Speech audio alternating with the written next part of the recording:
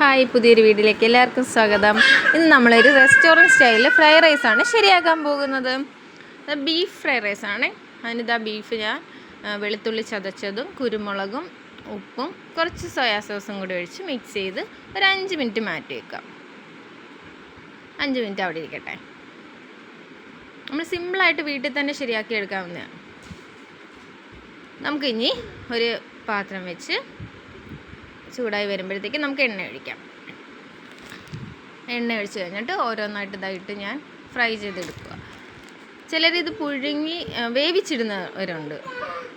Beef വേവിച്ച് fry rice ഇടുന്നുണ്ട്. ഞാനിത് ഫ്രൈ ചെയ്താണ് എടുക്കുന്നത്. അതെല്ലാം ഫ്രൈ ചെയ്തെടുത്തിട്ടുണ്ട്. ഇനി ഇതിന് വേണ്ട വെജിറ്റബിൾസ് എല്ലാം ഞാൻ കട്ട് ചെയ്ത് വെച്ചിട്ടുണ്ട്. ക്യാബേജ്, ക്യാപ്സിക്കം, ബീൻസ്, കുറച്ച് ക്യാരറ്റ്, പിന്നെ 2-3 വെളുത്തുള്ളി ചതച്ചത്. ഇനി പാത്രം വെച്ച് നമുക്ക് ചൂടാക്കി എണ്ണ ഒഴിച്ച് ആദ്യം നമുക്കതിലേക്ക് വെളുത്തുള്ളി ഇട്ട് കൊടുക്കാം, ചതച്ചത്. ചെറിയൊരു മണത്തിനും ടേസ്റ്റിനും വെക്കാം. ഇങ്ങനെ ഫ്രൈഡ് റൈസ് മറ്റേ രീതി വെക്കാതെ ഇങ്ങനെ ഇങ്ങനെ ചെയ്യുമ്പോൾ പിള്ളേർ പെട്ടെന്ന് കഴിക്കുകയും ചെയ്തു. അല്ലൂസിന് ഭയങ്കര ഇഷ്ടമാണ്. നമുക്ക് ഇനി ഇതിലേക്ക് ആദ്യം ബീൻസ് ഇട്ട് കൊടുക്കാം. ബീൻസിന് ഇച്ചിരി വേവ് കൂടുതലാണെന്ന് പറഞ്ഞു കേട്ടിട്ട് നമുക്ക് ബീൻസ് ഇട്ട് കൊടുക്കാം. ബീൻസ് നന്നായിട്ട് വഴണ്ട് വരട്ടെ. നമുക്കത് കുറച്ച് നേരം ഒന്ന് ബീൻസ് ഒന്ന് ചെറുതായിട്ട് വേവുന്ന രീതിയിൽ എടുക്കാം. നമുക്ക് ഈ ഫ്രൈഡ് റൈസ് ഇതാകുമ്പോഴത്തേക്ക് വീട്ടിലുള്ള കുറച്ച് സാധനം വെജിറ്റബിൾസും അല്ല ചിക്കനൊക്കെ വല്ലതും മേടിക്കുമ്പോഴോ അത് നമുക്ക് കുറച്ചെടുത്ത് മാറ്റി വെച്ചാൽ മതി. ബീഫോ എന്തെല്ലാം മേടിക്കുമ്പോൾ കുറച്ചെടുത്ത് മാറ്റി വെച്ചാൽ മതി. അതിൻ്റെ കൂടെ ഈ ഫ്രൈഡ് റൈസിൻ്റെ ബിരിയാണി അരി ഉണ്ടെങ്കിൽ അത് അടുത്ത് വെജിറ്റബിൾസും കൂടി ഇട്ട് ഇങ്ങനെ ഫ്രൈഡ് റൈസ് ശരിയാക്കി കൊടുക്കുകയാണെങ്കിൽ പിള്ളേർ നല്ല രീതിയിൽ കഴിക്കും. മറ്റേതാകുമ്പോൾ വേണ്ട എന്നൊക്കെ പറയാം. ഇതാകുമ്പോൾ നമുക്ക് വീട്ടിലുള്ള സാധനങ്ങൾ വെച്ച് നമുക്ക് സിമ്പിളായിട്ട് ശരിയാക്കി എടുക്കാവുന്നേ ഉള്ളൂ.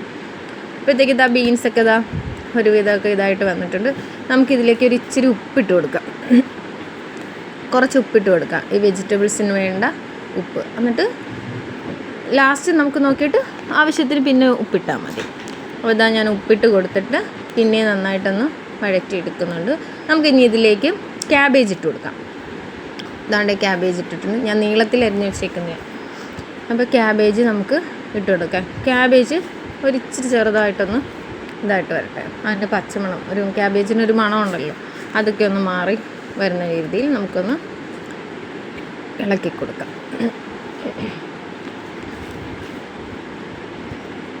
ഇത് നല്ല രീതിയിൽ മിക്സാക്കി വരുന്നുണ്ട്. ഇനി നമുക്കിതിലേക്ക് ക്യാരറ്റും കൂടി ഇട്ട് കൊടുക്കാം. ഇതാ ഞാൻ ക്യാരറ്റും കൂടി ഇട്ടിട്ടുണ്ട്. ക്യാരറ്റ് ഇച്ചിരി നീളത്തിലരിഞ്ഞ് ഇച്ചിരി കട്ടിയായിപ്പോയി, എന്നാലും ക്യാരറ്റ് പെട്ടെന്ന് വെന്തോളൂ. ക്യാരറ്റും കൂടി ഇട്ട് മിക്സ് ചെയ്യാം.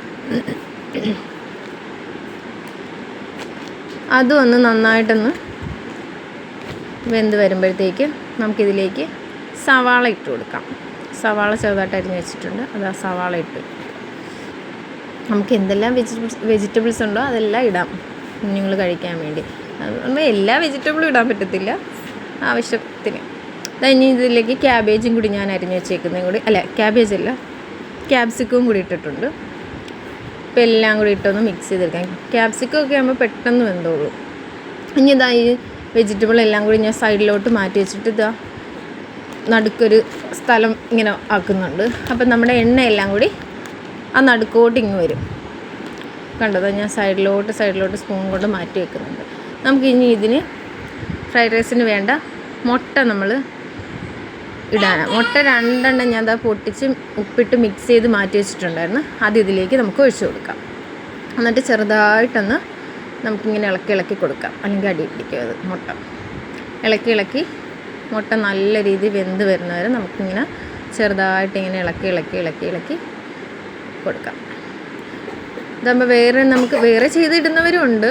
നമുക്ക് വേറെ പാത്രത്തിൽ ഇതേ കണക്ക് മുട്ട ചിക്കി ഇതിൻ്റെ അകത്ത് ഇട്ടും കൊടുക്കാം. അല്ലാതെ ഇങ്ങനെയും ചെയ്യാം. ഇങ്ങനെ ചെയ്യുമ്പോഴത്തേക്കും വേറെ പാത്രവും മാറ്റണ്ട. ഇതാകുമ്പോഴത്തേക്ക് ഇതിൽ തന്നെ ചെയ്യുകയും ചെയ്യാം. ആ വെജിറ്റബിളിൻ്റെ കൂടെ എല്ലാം അങ്ങ് മിക്സ് ആയിക്കോളും. ഇതാ മുട്ട നന്നായിട്ട് കണ്ടോ ചൂടടിച്ചപ്പോഴത്തേക്ക് വെന്ത് വരുന്നുണ്ട്. നമുക്ക് നല്ല രീതിയിൽ മിക്സ് ചെയ്ത് കൊടുക്കാം. ഇതാ നല്ല രീതിയിൽ വന്നിട്ടുണ്ട്.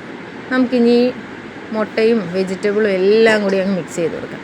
ഇതാകുമ്പോൾ ഈ വെജിറ്റബിളും മുട്ടയും കൂടെ എല്ലാം നല്ല രീതിയിൽ മിക്സ് ആവും. നമ്മളല്ലാതെ ഇടുമ്പോഴത്തേക്ക് മുട്ട വേറെ കിടക്കും, വെജിറ്റബിൾ വേറെ കിടക്കും. നമുക്കിനി ഇതിലേക്ക് നേരത്തെ വേവിച്ച് മാറ്റി വെച്ചിരിക്കുന്ന റൈസും കൂടി ഇട്ട് കൊടുക്കാം. എന്നിട്ട് എല്ലാം കൂടി മിക്സ് ചെയ്യാം. ഇതാ ഞാൻ എല്ലാം കൂടി മിക്സ് ചെയ്യുന്നുണ്ട്.